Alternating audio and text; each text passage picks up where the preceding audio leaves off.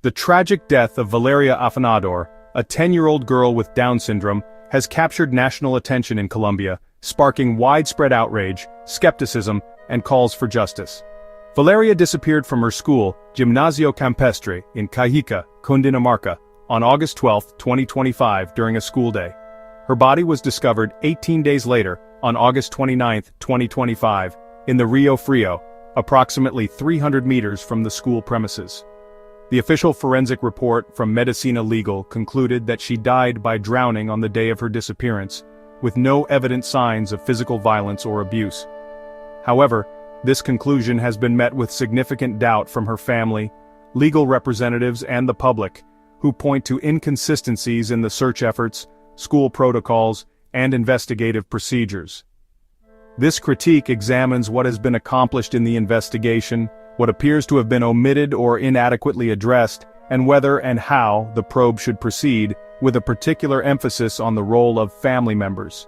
The case unfolds against a backdrop of institutional mistrust in Colombia, where high-profile child disappearances often reveal systemic failures in education, law enforcement, and forensic processes.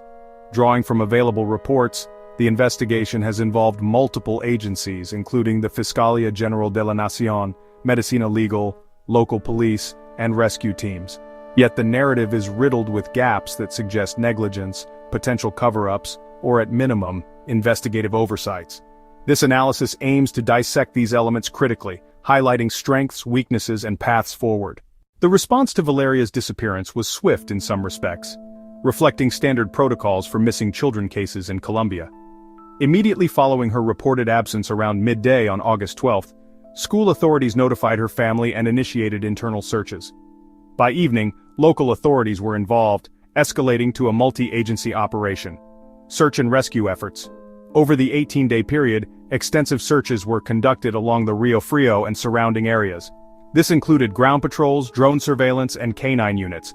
Reports indicate that the area where her body was eventually found was inspected multiple times, up to 20 burritos, according to public statements from rescuers and the Cundinamarca governor, Jorge Emilio Rey. The body was recovered on August 29, prompting immediate forensic examination. Forensic analysis, Medicina Legal performed an autopsy, delivering a preliminary report on September 1, 2025. Key findings included: cause of death, asphyxia by submersion; time of death, likely the same day as disappearance based on decomposition levels and absence of advanced post-mortem changes. No signs of physical violence, sexual abuse, or prior maltreatment. This report was shared with the family and has been used to guide the ongoing probe. Legal and prosecutorial actions. The Fiscalía assumed control, classifying the case initially as a disappearance and later as a potential homicide or negligence investigation. Interviews were conducted with school staff, including teachers and the rector. Internal school communications were obtained and reviewed, revealing initial panic and inconsistencies in timelines. The family's lawyer, Julian Quintana, has formally requested that the prosecutor's office pursue a homicide thesis, citing irregularities. As of early September 2025, the case remains open, with no arrests but ongoing evidence collection. Public and media involvement. The case gained traction through media outlets like Noticias Caracol and Blue Radio, which reported on the autopsy and family statements. Public figures, including the governor, expressed condolences and committed to transparency. Community demands for justice have amplified scrutiny, leading to additional forensic reviews. These steps demonstrate a baseline adherence to Colombian legal frameworks under Law 1098 of 2006, which mandates prioritized investigations for vulnerable children, including those with disabilities like Down syndrome. The involvement of multiple entities suggests an attempt at thoroughness, and the autopsy provides a scientific anchor for the narrative of accidental drowning. Despite these efforts, the investigation exhibits glaring omissions and methodological flaws that undermine its credibility. These gaps fuel suspicions of foul play, school negligence, or even institutional incompetence, echoing past cases like the Luis Andres Colmenares death in 2010, where forensic conclusions were contested amid public doubt. Inadequate explanation for delayed discovery. The body's location, 300 meters from the school in a repeatedly searched area, raises profound questions. Rescuers, including police and defense civil units, used drones and conducted exhaustive sweeps, yet the body was only found on day 18. No comprehensive report explains this. Was the body moved post-mortem? Were environmental factors rigorously modeled? Public skepticism is rampant, with theories suggesting the corpse was accommodated later to stage an accident. Omitted, independent hydrological or forensic reconstruction of the scene, which could involve experts in fluid dynamics to simulate body drift. School negligence and internal protocols. The school's role is underexplored.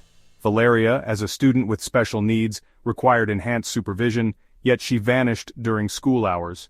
Revealed teacher chats showed desperation but also timeline discrepancies, delays in alerting authorities and alterations to the school's physical environment post-disappearance potentially contaminating evidence. Omitted, a full audit of school security and staff background checks. The rector's actions upon learning of the disappearance were reportedly mishandled, yet no charges for negligence have been filed. Forensic and medical oversights. While the autopsy ruled out violence, it may not have delved into subtler indicators. For instance, Valeria's Down syndrome could affect her physical responses, yet reports do not specify if this was factored in. Omitted, toxicological screening for sedatives or substances that could indicate foul play without visible trauma. Advanced decomposition analysis, or second opinions from international forensic experts. Witness and contextual interviews, limited focus on broader context. Teachers' statements show inconsistencies, but what about other students, parents, or nearby residents? Omitted. Polygraph tests for key witnesses or psychological profiling of potential suspects within the school. Systemic and socioeconomic biases. As a child with disabilities from a non-elite background, the case may suffer from underprioritization. Public discourse highlights how similar cases involving affluent families receive more resources. Omitted. Intersectional analysis of disability rights under Colombian law, potentially invoking international oversight from bodies like UNICEF. These omissions reflect a reactive rather than proactive approach, prioritizing closure over exhaustive truth-seeking. The investigation's reliance on a single forensic narrative without robust corroboration invites accusations of incompetence or worse. Analytically, the probe scores low on comprehensiveness and transparency. Strengths include rapid mobilization and forensic baseline, but weaknesses dominate. The dissonance between search efforts and discovery suggests either gross incompetence or tampering, eroding public trust. The drowning conclusion, while plausible for a child near a river, ignores contextual red flags, like Valeria's limited mobility due to Down syndrome making an unsupervised escape unlikely. This mirrors flawed investigations globally, such as the U.S. John Benet Ramsey case where initial rulings were later challenged. The family's exclusion from key updates exacerbates this, violating victim rights under Law 975 of 2005. Politically, the case tests Colombia's post-conflict justice system where child protection is paramount, yet often falters amid resource constraints. Yes, unequivocally, the investigation must continue. The inconsistencies, delayed body discovery, unaddressed school lapses, and potential forensic gaps demand escalation to prevent impunity and restore faith in institutions. Closing it prematurely risks perpetuating cycles of violence against vulnerable children. How to proceed? Reopen with independent oversight. Appoint an independent commission, including international experts, for example from Interpol or forensic anthropologists, to re-examine evidence. Conduct a full scene reconstruction using 3D modeling and environmental simulations. Enhanced evidence collection. Re-interview all witnesses under oath. Analyze school CCTV and phone records. Perform advanced forensics including DNA traces on clothing, water sample analysis for contaminants. Legal pathways. Pursue charges against the school for negligence, under Article 234 of the Penal Code for endangerment, and explore homicide, Article 103, if new evidence emerges. Involve the Instituto Colombiano de Bienestar Familiar, ICBF, for child rights advocacy. Timeline and resources. Set a 90-day intensified phase with dedicated funding, reporting bi-weekly to the public. Family involvement. Centralize the family as active participants per victim rights laws. Provide them access to all non-sensitive evidence. Include their lawyer in hearings. Offer psychological support and protection against backlash. The father's hypotheses on autopsy anomalies should be formally integrated, fostering collaboration rather than adversarial dynamics. This not only empowers them but ensures accountability. In conclusion, while the investigation has laid foundational groundwork, its omissions render it incomplete and unconvincing. Continuing with rigor, transparency, and family inclusion is essential for justice and for preventing future tragedies.